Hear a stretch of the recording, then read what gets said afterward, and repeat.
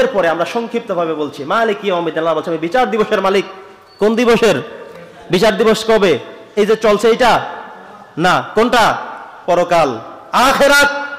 সেই আখিরাতের দিবসে, পরকালে, হাসরে নসরে যিনি বিচার করবেন, আল্লাহ তাআলা কিন্তু বলেন নাই যে আমি এখন বিচারক।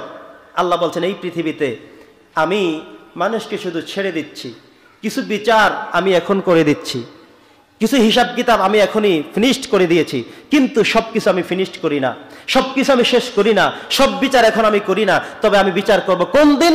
মালিক ইয়াউমিদ্দিন, সেই বিচার দিবসের মালিক হলাম আমি আল্লাহ। সুবহানাল্লাহ পড়েন। আল্লাহ বলেন যে আমি এই জগতের বিচারকারী। তাহলে আপনি তো বলতেন যে আল্লাহ তুমি কি দেখো নাই অমুকে এই চুরি করলো কেমনে, ডাকাতি করলো কেমনে, নামাজ পড়ে না কেমনে? আল্লাহ এই কথাই জন্য বলেন নাই। আল্লাহ বলছে মালিক ইয়াউমিদ্দিন, আমি বিচার দিবসের সেই দিন আমি বিচারক, পরকালের বিচারক। সেই দিন আমি আহকামুল হাকিমিন, সেই দিন কাউকে আমি ছাড়, জোরে বলেন, ছাড় দেব না। সেই দিনের বিচার তিনি করবেন, সেই কথা ইঙ্গিত এখানে দিয়েছেন। তো এই তিনটা হলো আল্লাহ তাআলার মূল কোয়ালিটি। এবার আসি আমরা আল্লাহর কাছে কি প্রেয়ার করি, যে ইয়্যাকা না'বুদু ওয়া ইয়্যাকা নাস্তাঈন। কি বলছি আমরা? ইয়্যাকা না'বুদু। তাহলে এখানে কি বলা হলো? ইয়্যাকা না'বুদু ওয়া ইয়্যাকা নাস্তাঈন। ইয়্যাকা না'বুদু ওয়া ইয়্যাকা নাস্তাঈন, আমরা আল্লাহর কাছে এই কথা নামাজে দাঁড়ায় বলে গেলাম যে আল্লাহ আমরা তোমারই প্রশংসা করি, তোমার কাছেই সাহায্য চাই। ইয়্যাকা না'বুদু, আমরা তোমারই ইবাদত করি, ওয়া ইয়্যাকা নাস্তাঈন, আর তোমার কাছেই সাহায্য চাই। চাইলাম কার কাছে? কথা বলেন, আল্লাহর কাছে। কিন্তু বাহিরে গিয়ে আমরা কখনো কখনো মাজারে যাই, দুর্গায় যাই, দরগায় যাই, বাবার কাছে যাই, যাই কিনা বলেন? যান, ঠিক আছে। ইমান বিক্রি করেন কেন? মাজারে গিয়ে ইমান বিক্রি করেন কেন? আপনি চাইবেন তো আল্লাহর কাছে, সেখানে গিয়ে আবার তার কাছে চাইবেন কেন?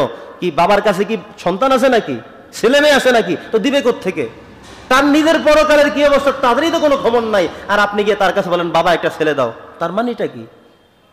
চাইতে হবে কার কাছে? আল্লাহর কাছে। নামাজে দাঁড়াতে সেটাই বলে গেলাম যে ইয়্যাকা না'বুদু ওয়া ইয়্যাকা নাস্তাঈন, আল্লাহ তোমারই তো ইবাদত করি, তোমার কাছেই শুধু চাই। এখানে কথা বলে গিয়ে বাহিরে অন্য কিছু করার সুযোগ আছে? আমরা সংক্ষিপ্তভাবে বলছি। এরপরে আমরা কি বলি? ইহদিনাস সিরাতাল মুস্তাকিম। এবার প্রেয়ার, তিনটা আয়াত, তিনটা প্রেয়ার আমরা এবার করলাম।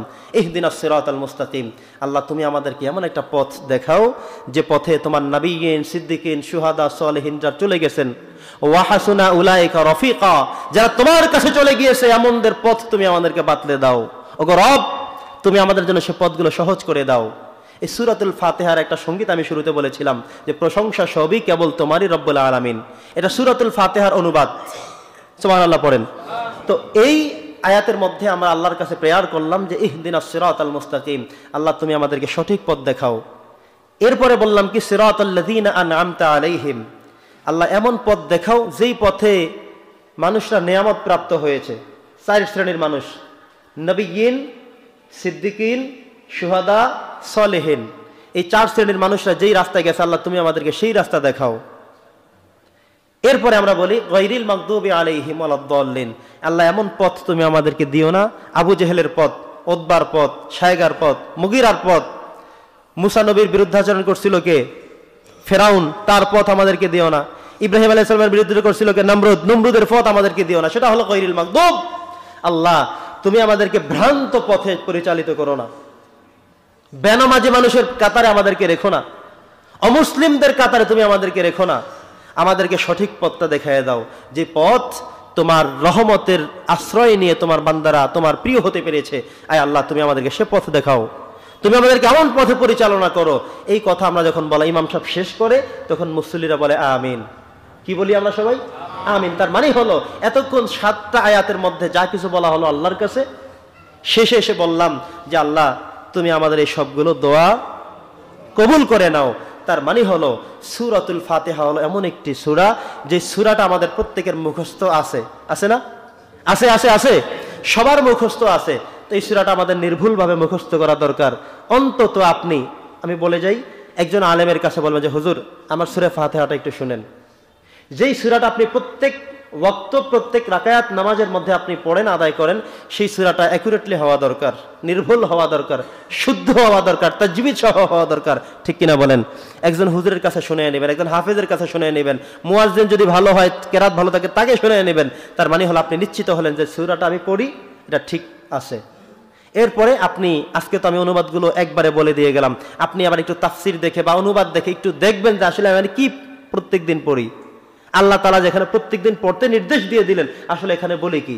এখানে যা আমি বলে যাই তা যেন আমি মসজিদের বাহিরেও, জোরে বলেন, মানতে পারি। মসজিদের ভিতরে যা বলে গেলাম বাহিরেও যেন তা করতে পারি। এই সূরাতুল ফাতিহার আরো কয়েকটা বিষয় শিখিয়ে দিলাম। তা হলো, অসুস্থ কেউ এটা পরে ফু দিয়ে পানি খাওয়াই দিবেন। বাচ্চা কান্নাকাটি করে এটা পরে ফু দিয়ে দিবেন, আস্তে ভালো হয়ে যাবে। তবে বিশ্বাস রাখতে হবে কার উপরে? আল্লাহর উপরে। যে এই সূরাটা এমন এক সূরা, যে এই সূরাকে ওসিলা করে আমার রব আমাকে ভালো করে দিতে পারেন। এটা সূরাতুশ শিফা, এটা করবেন। আরেকটা হলো সূরাতুদ দোয়া। কারোর জন্য দোয়া করবেন, বাবা মার জন্য দোয়া করবেন, কবরের পাশে গিয়ে দাঁড়ালেন, জিয়ারত করবেন, তখন পড়তে হবে এই সূরাটা। তাহলে কোরআন মাজিদের মধ্যে যতগুলো সূরা আছে, আমরা আজকে সূরাতুল ফাতিহার সংক্ষিপ্ত বিষয়গুলো জানলাম, যাতে করে আমরা আমাদের নামাজের মধ্যে কি পড়ি সেটা বোঝা যায়। আমরা বিপদে মুসিবতে, তাসবিহ তাহলিলে, কোনো দোয়ার ক্ষেত্রে, কোনো কবর জিয়ারতের ক্ষেত্রে, বাচ্চা কান্নাকাটির ক্ষেত্রে, সকল ক্ষেত্রে আমরা যেন অ্যাপ্লাই করতে পারি। এটা হলো এমন একটি সূরা।